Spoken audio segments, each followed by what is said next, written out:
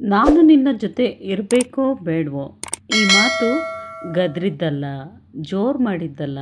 ಪ್ರೀತಿಯಿಂದ ತನ್ನ ಹೆಂಡತಿಗೆ ಕೊನೆಯ ತುತ್ತನ್ನು ತಿನ್ನಿಸುವ ವೇಳೆ ಹೇಳಿದಂಥ ಮಾತು ಅದು ದೇವೇಗೌಡರು. So welcome back to my YouTube channel. ಬನ್ನಿ ಇನ್ನೂ ಮುಂದುವರಿಸ್ತಾ ಹೋಗ್ತೀನಿ. ಖಂಡಿತ ಮಾಜಿ ಪ್ರಧಾನಿ HD ದೇವೇಗೌಡ ಹಾಗೂ ಅವರ ಪತ್ನಿ ಚೆನ್ನಮ್ಮ ಅವರ ದಾಂಪತ್ಯ ಜೀವನವನ್ನು ನೋಡಿದರೆ ಅದು ಕೇವಲ ಪತಿ ಪತ್ನಿಯ ಸಂಬಂಧವಲ್ಲ, ಒಬ್ಬರ ಕನಸಿಗೆ ಮತ್ತೊಬ್ಬರು ಬೆನ್ನೆಲುಬಾಗಿ ನಿಂತ 72 ವರ್ಷಗಳ ಜೀವನಯಾನ ಎಂದು ಹೇಳ್ಬೋದು. 1954ರಲ್ಲಿ ಆರಂಭವಾದ ದಾಂಪತ್ಯ ಜೀವನ HD ದೇವೇಗೌಡರು ಮತ್ತು ಚೆನ್ನಮ್ಮ ಅವರು 1954 ಮೇ 25ರಂದು ವಿವಾಹ ಆದರು. ಆ ದಿನದಿಂದ ಆರಂಭವಾದ ಅವರ ದಾಂಪತ್ಯ ಜೀವನವು 7 ದಶಕಗಳಿಗೂ ಹೆಚ್ಚು ಕಾಲ ಮುಂದುವರಿತು. ಅವರಿಗೆ 4 ಗಂಡು ಮಕ್ಕಳು ಮತ್ತು 2 ಹೆಣ್ಣು ಮಕ್ಕಳು ಇದ್ದಾರೆ. ದೇವೇಗೌಡರು ರಾಜಕೀಯದಲ್ಲಿ ಬೆಳೆಯುತ್ತಿದ್ದ ಸಮಯದಲ್ಲಿ ಅವರು ಸಾರ್ವಜನಿಕ ಜೀವನದಲ್ಲಿ ನಿರಂತರವಾಗಿ ತೊಡಗಿಕೊಂಡಿದ್ದರು. ಸಭೆಗಳು, ಪ್ರವಾಸಗಳು, ಹೋರಾಟಗಳು, ಚುನಾವಣೆಗಳು, ಹೀಗೆ ಅವರ ಜೀವನದ ಬಹುಪಾಲು ರಾಜಕೀಯದಲ್ಲೇ ಕಳೀತಾ ಇತ್ತು. ಆದರೆ ಮನೆಯ ಜವಾಬ್ದಾರಿ, ಮಕ್ಕಳ ಪೋಷಣೆ ಹಾಗೂ ಕುಟುಂಬದ ನಿರ್ವಹಣೆಯನ್ನು ಚೆನ್ನಮ್ಮ ಅವರು ಬಹಳ ಶಾಂತವಾಗಿ ನಿಭಾಯಿಸಿದರು. ಸೊ ದೇವೇಗೌಡರ ಯಶಸ್ಸಿನ ಹಿಂದೆ ಮೌನದ ಶಕ್ತಿ. ಚೆನ್ನಮ್ಮ ಅವರು ಎಂದಿಗೂ ಪ್ರಚಾರದ ಬೆಳಕಿನಲ್ಲಿ ಇರಲು ಬಯಸಲಿಲ್ಲ. ಆದರೆ ಕುಟುಂಬದ ಒಳಗೆ ಅವರು ದೇವೇಗೌಡರ ದೊಡ್ಡ ಶಕ್ತಿಯಾಗಿದ್ದರು ಎಂದು ಹಲವು ವರದಿಗಳು ವಿವರಿಸುತ್ತವೆ. ದೇವೇಗೌಡರು ರಾಜಕೀಯದಲ್ಲಿ ಎಷ್ಟೇ ಎತ್ತರಕ್ಕೆ ಏರಿದರೂ ಮನೆಯ ಜವಾಬ್ದಾರಿಯನ್ನು ಚೆನ್ನಮ್ಮ ಅವರು ತಮ್ಮ ಹೆಗಲ ಮೇಲೆ ಹೊತ್ತುಕೊಂಡಿದ್ದರು. ಅವರು ಅಧಿಕಾರದ ಕುರ್ಚಿಯಲ್ಲಿ ಕುಳಿತಾಗಲೂ ಮನೆಯೊಳಗೆ ಅವರಿಗಾಗಿ ಕಾಯ್ತಾ ಇದ್ದರು ಚೆನ್ನಮ್ಮ. ಅವರು ಸೋತಾಗಲೂ ಧೈರ್ಯ ತುಂಬಿದವರು ಚೆನ್ನಮ್ಮ. ಅವರು ದೇಶದ ಪ್ರಧಾನಿಯಾಗಲು ಮನೆಯ ಸರಳತೆಯನ್ನು ಉಳಿಸಿಕೊಂಡವರು ಚೆನ್ನಮ್ಮ. ಇನ್ನು 7 ಬೀಳುಗಳಲ್ಲಿ ಜೊತೆಯಾಗಿ ದೇವೇಗೌಡರ ರಾಜಕೀಯ ಜೀವನದಲ್ಲಿ ಯಶಸ್ಸಿನ ಜೊತೆಗೆ ಅನೇಕ ಸವಾಲುಗಳು ಬಂದವು. ಆದರೆ ಅವರ ದಾಂಪತ್ಯ ಜೀವನದಲ್ಲಿ ಪರಸ್ಪರ ನಂಬಿಕೆ ಮತ್ತು ಜೊತೆಯಾಗಿರುವ ಭಾವನೆ ಬಹಳ ಮುಖ್ಯವಾಗಿತ್ತು.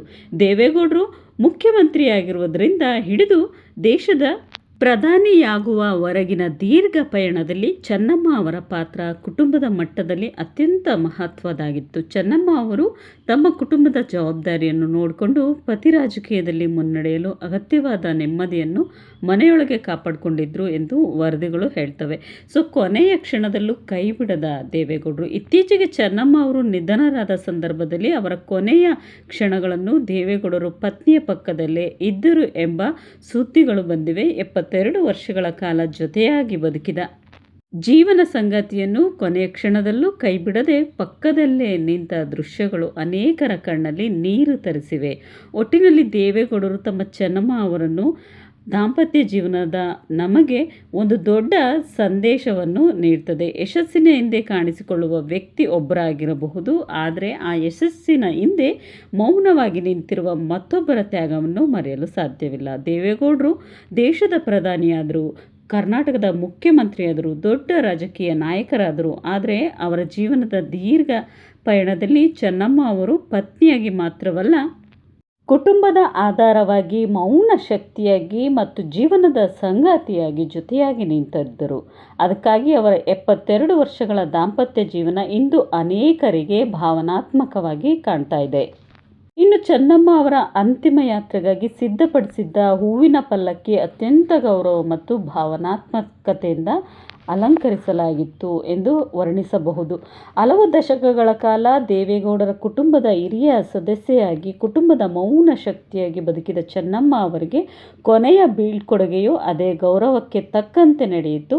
ಹೂಗಳಿಂದ ಅಲಂಕರಿಸಿದ ಪಲ್ಲಕ್ಕಿಯಲ್ಲಿ ಅವರ ಪಾರ್ಥಿವ ಶರೀರವನ್ನು ಇರಿಸಿ ಕುಟುಂಬಸ್ಥರು ಮತ್ತು ಅಪಾರ ಸಂಖ್ಯೆಯ ಜನರ ಕಣ್ಣೀರಿನ ನಡುವೆ ಅಂತಿಮ ಯಾತ್ರೆ ಸಾಗಿತ್ತು. ಮಾರ್ಗ ಮಧ್ಯೆ ಹಲವರು ಜನರು ನಿಂತು ಅಂತಿಮ ದರ್ಶನ ಪಡೆದರು. ಒಂದೆಡೆ ಪಲ್ಲಕ್ಕಿಯ ಸುತ್ತಲೂ ಹೂವಿನ ಅಲಂಕಾರ, ಮತ್ತೊಂದೆಡೆ ಸಾವಿರಾರು ಜನರ ಕಣ್ಣಲ್ಲಿ ನೀರು. ಇದು ಕೇವಲ ಒಬ್ಬ ವ್ಯಕ್ತಿಯಾಗಿರ್ಬೋದು ಅಲ್ಲ, ಹಿರಿಯ ಮಹಿಳೆಯ ಅಂತಿಮ ಯಾತ್ರೆಯೂ ಆಗಿರಲಿಲ್ಲ. ದೇವೇಗೌಡರ 72 ವರ್ಷಗಳ ದಾಂಪತ್ಯ ಜೀವನ ಸಂಗಾತಿಗೆ ನೀಡಿದ ಕೊನೆಯ ಗೌರವ ಇದಾಗಿತ್ತು. ಸೊ ಈ ವಿಡಿಯೋ ನಿಮ್ಗೆ ಹೇಗೆ ಅನ್ನಿಸ್ತು ಅನ್ನೋದನ್ನು ಕಮೆಂಟ್ ಬಾಕ್ಸಲ್ಲಿ ತಿಳಿಸಿ ಫ್ರೆಂಡ್ಸು. ಸೊ ಏಕೆಂದರೆ ನಾನು ಹಾಕೋ ಎಲ್ಲ ವೀಡಿಯೋಸ್ಗಳು ನಿಜ ಆಗಿರುತ್ತೆ, ನೈಜವಾಗಿರುತ್ತೆ. ಸೊ ಸುದ್ದಿನೂ ಕೂಡ ಯಾವುದೇ ರೀತಿ ಫೇಕ್ ಇರೋದಿಲ್ಲ ಅಂತ ಹೇಳ್ತಾ, ಹೊಸಬ್ರೆಲ್ಲ ನನ್ನ ಚಾನಲ್ನ ನೋಡ್ತಾ ಇದ್ದರೆ ಸಬ್ಸ್ಕ್ರೈಬ್ ಮಾಡ್ಕೊಳ್ಳಿ. ನೆಕ್ಸ್ಟ್ ಆಗಲ್ಲಿ ಮತ್ತೊಂದಷ್ಟು ವೀಡಿಯೋಸೊಂದಿಗೆ ಮತ್ತೆ ಖಂಡಿತ ಸಿಗ್ತೀನಿ ಫ್ರೆಂಡ್ಸ್. ಟೇಕ್ ಕೇರ್ ಎಲ್ರಿಗೂ.